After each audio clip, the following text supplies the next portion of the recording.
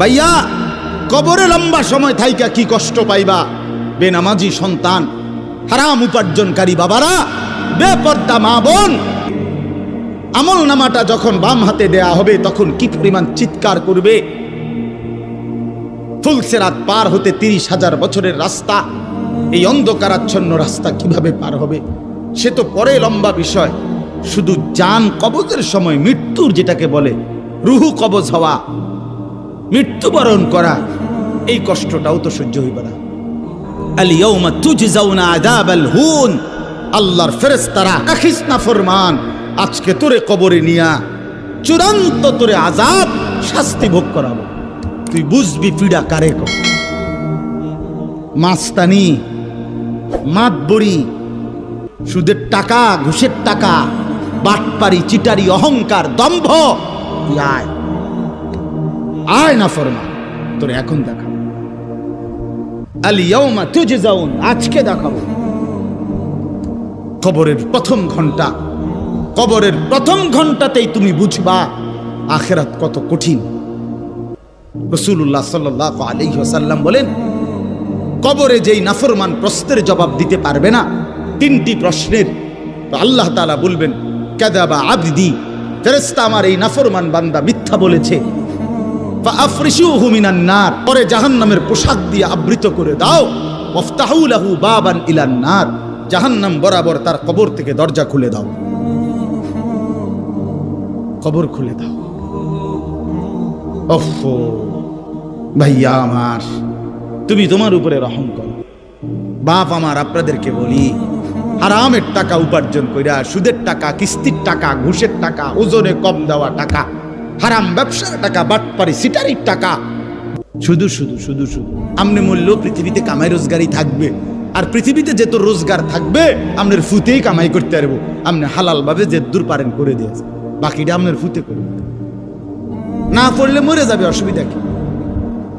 না খাইয়া যদি কেউ মরে যায় তাহলে মৃত্যুবরণ করা তো বেজ্জুতি, ঠিক না? কথা বলেন না কেন? মনে করেন না খাইয়া মরেই গেছে, তো মরলে কি, মরণ কি শরমের কিছু? তো বাপ দাদা 14 গোষ্ঠী মরছে, তো আমি মরলে শুবি?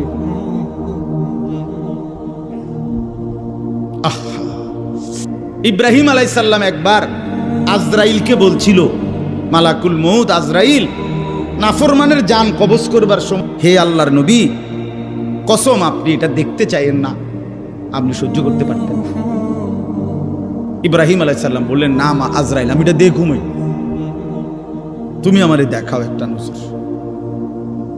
মালাকুল মউত আজরাইল কোন পাপী ব্যক্তির জান কবজের সময় যেই বিভৎস কুৎসিত আকৃতি ধারণ করে, আল্লাহর কসম ওই আকৃতি যখন ধারণ করছেন ইব্রাহিমের সামনে, ইব্রাহিম আলাইহিস সালাম আল্লাহকে বলছেন, আল্লাহ আপনার জাতের কসম মাওলা, কোন নাফরমান পাপী তার কবরের আযাব, আখিরাতের আযাব, জাহান্নামের আযাব কিছুই লাগবে না, শুধু মালাকুল মউত আজরাইলের এই বিভৎস দৃশ্য যদি সে একবার দেখে তো তার 60 বছরের নাফরমানির শাস্তির জন্য এটাই যথেষ্ট।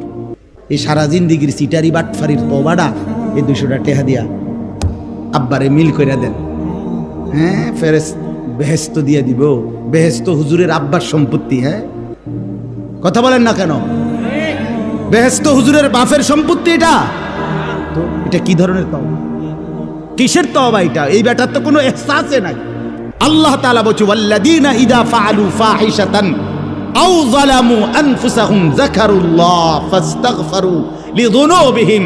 আল্লাহ বলছে, আমার বান্দা যত বড় নাফরমানি করুক, করতে করতে যদি বড় থেকে বড় জুলুমও করে, কিন্তু তৎক্ষণাৎ যদি আমি আল্লাহকে স্মরণ করে আর আমার কাছে 2 হাত তুলে মাফ চায়, আমি পুরাপুরি 100% মাগফিরাত দিয়ে দেব, পুরা মাফ। উলাইকা জাযাউহুম মাগফিরাতুম মির রাব্বিহিম। যখন তোমার বুঝ ছিল তখনই তুমি তওবা করছিলা, ঠিক আছে, যখন মৃত্যুর যন্ত্রণা শুরু হয়ে যায় তখন আর তওবা কবুল হয় না। এই যে কোরআন শরীফের আয়াত, আল্লাহ বলেন ওই ব্যক্তির তওবা তওবা নয়, পুরা জিন্দেগি নাফরমানি করেছিল, অতঃপর যখন মৃত্যুর সময় আসলো, আজরাইল উপস্থিত হলো, এখন বলতেছে আমি আল্লাহ এখন তওবা করলাম, আল্লাহ বলে না বান্দা, এমন তওবা হবে না। নাফরমান তখন ভয়ে আর আতঙ্কে মালাকুল মউতটাকে টেনে বের করছে। আজরাইল এসে সামনে দাঁড়ানোর সাথে সাথে নাফরমান এই পরিমাণ ভয় পেয়ে গেছে। এই গোসা, আল্লাহ বলেন এক গোসার সাথে আরেক গোসা, মানে দুই পাও এইভাবে মিল্লা গেছে, এটা যে একটু নড়াবে, একটু একটার উপর একটা উঠাবে অথবা কদ্দুর সরাবে, ভয়ে আতঙ্কে আল্লাহ বলেন নাফরমান এটাও ভুলে যাবে। আল্লাহ তাআলা বলেন এই অবস্থাতেই আমি আল্লাহর কাছে ফিরতে হবে, ফিরতে হবে। মৃত্যুর ভীষণ বড় যন্ত্রণা হবে। অর্থাৎ এখানে ফেরেশতা প্রথম তো টান দিবে, ফুলের মতো ছিঁড়া ফেলবে, ফুল যেভাবে গাছ থেকে ছিঁড়ে ফেলতে কিন্তু ফেরত নিতে পারবে না। আল্লাহ তাআলা বলেন মৃত্যুর মারাত্মক সাকরাতুল মউত তখন শুরু হবে, ভীষণ যন্ত্রণায় শরীর পাওটাও নাড়াইতে পারবে না। এই অবস্থাতেই, এই জোরাজুরি টানাটানি অবস্থার মধ্যে তাকে আল্লাহর কাছে ফিরতে। এবার আল্লাহ শেষ কথা বলে, এবার শুনো বান্দা, এই নাফরমানের মৃত্যু যন্ত্রণা এতটা ভয়ানক কেন হলো? কলিজা বড়া এটুকু ফিকির নিয়েই বলি যে এক ছেলে বদলে যাক, একটা নওজোয়ান বদলে যাক, সারা দিনের চিৎকার চেঁচামেচির দ্বারা, এই দিবানিশির এই বলার দ্বারা যদি একটি বাচ্চাও, একটা ছেলেও, একটা কিশোর, একটা যুবক, একটা তরুণ, একটি মুসলমানের মা মেয়ে যদি বদলায়, এই আশায় যুবক ভাইয়া তোমরা ইসলামের দিকে ফেরা দরকার, তোমরা আল্লাহর দিকে ফেরা দরকার। চারিদিকে সারা পৃথিবী জুড়ে সমস্ত ষড়যন্ত্র ইসলামের বিরুদ্ধে, মুসলমানের বিরুদ্ধে।